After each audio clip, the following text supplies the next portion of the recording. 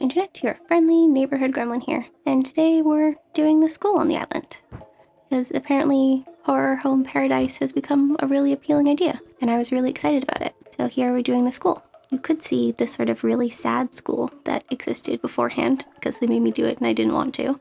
And now we're here. I resisted the urge to use that same tiled floor we used yesterday, but it doesn't really make sense in a school.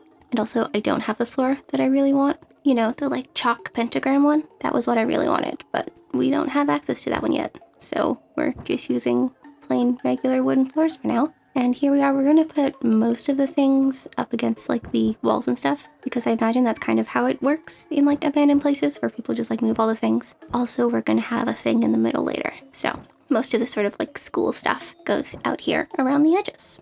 I suppose if we're being honest, the whole build is kind of very run-of-the-mill standard, but also I really love this one too. I don't know, I'd say we're starting out Halloween on a strong foot. Let's just hope it doesn't all go downhill from here. Trying to figure out the lighting situation in here was kind of tricky, because it always is when you're trying to hide the fact that most of the things in your abandoned build aren't broken and tattered and that sort of thing. I also think we remembered to put the trapdoor into this one. The things that go on the walls are the things that go on the walls in all of my builds, to be perfectly honest with you.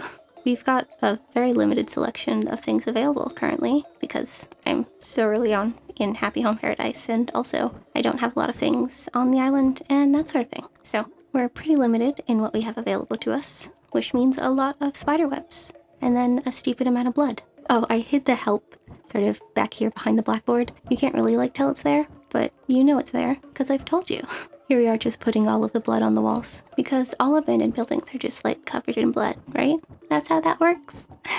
I don't know, it makes things look spooky in Animal Crossing when we've got very limited options to make things look spooky in Animal Crossing. Still really wish they weren't glow-in-the-dark stickers though. And you'll see here in a minute we downloaded some really cool like notes and stuff to put on the floor, which I was really proud of. We also have that little trail of blood I'm going to try and use, and it's the largest disappointment of the world because it doesn't fit the back, so there's no way you can put it up against something. Absolutely devastating. I'm very upset about it, but we do have a custom design that's like notes on the floor with a knife and some blood, so good things are also happening. I did try looking up like school urban legends so I could tell y'all one, because I thought that would be fun. But also 100% of my knowledge of urban legends that happened at school are Japanese. I don't know why I was so adverse to that. Most of the urban legends we told as kids did not happen in a school. So let me know down below if you have any cool school urban legends. And we did bring our friends from the hospital here. So we've got our anatomical model who's just gonna stand behind that chair facing the wall, because I thought it looked kind of creepy and cool. And then Mr. Skeleton just kind of hangs out as a skeleton, because that's what skeletons do. You know, when they're taking time off from dancing in graveyards and having their bones rattle. We also use the bookshelf wall, because if we're imagining this is like a one-room schoolhouse or something, which, I mean, I suppose it probably is, given that it's only one room, and it's on an island, so it probably didn't have that many people attending. So we're going one-room schoolhouse. So we've got the wall of books, and then we, of course, scatter books all over the floor, because I don't know how not to. We had to add the podium, because the desk that we used, that was in the order by the way, is not considered a teacher's desk. I don't know why, it's certainly not a student's desk. Here we are, constructing our ritual circle, which we'll work on again later. I had an awful time trying to get like all the candles to be kind of circular in a row. I'm not sure that I succeeded, but we also needed space, so you could like walk between them, because obviously this needs to be a super functional build. I mean, to take pictures and stuff, it did need to be a little bit functional. And here we are adding vines, because I thought, I don't know, maybe it was overgrown and so now there are vines. Really, I just wanted to add vines, so I did. And now we're pretending to have an excuse to have done so. And then we're gonna add the birds, mostly because like, I guess teachers have things hanging from ceilings sometimes. And you know how much I love a bird, y'all.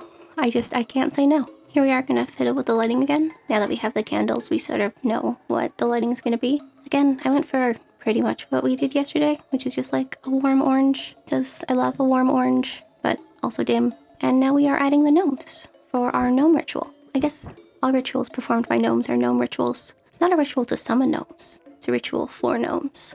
I don't know what they're summoning. Maybe let me know down below what you think they're summoning, and how many animal sacrifices they had to make to do so. I spin around this build like an excessive amount. And here we've remembered that polishing exists. A thing that happens once in a blue moon. So I put a bunch of doom swirls around stuff, because I thought it would be fun. I'm also not sure they had a huge effect in this really dark room, but you know, they're there for me, because I know they're there. And maybe for you, because you also know. But that's it. That is our abandoned school build, full of gnomes and rituals and all sorts of things. I also have to say that I still continue to very loudly object that I cannot dress these people up for the reveal. In vacation homes, if you're smart and you remember, you can dress them up beforehand. But I don't have any control over that, so they're never thematically dressed. And so I have to dress them afterwards. And then y'all don't even really see it. So if you like the video, or you just had a good time hanging out with me, you could hit that like button and leave me a comment down below. Let me know about your school urban legends, or what the gnomes ritual is summoning, or literally anything at all. And of course, if you think you might like to do this again sometime, you could hit that subscribe button. And I will see y'all tomorrow. Goodbye!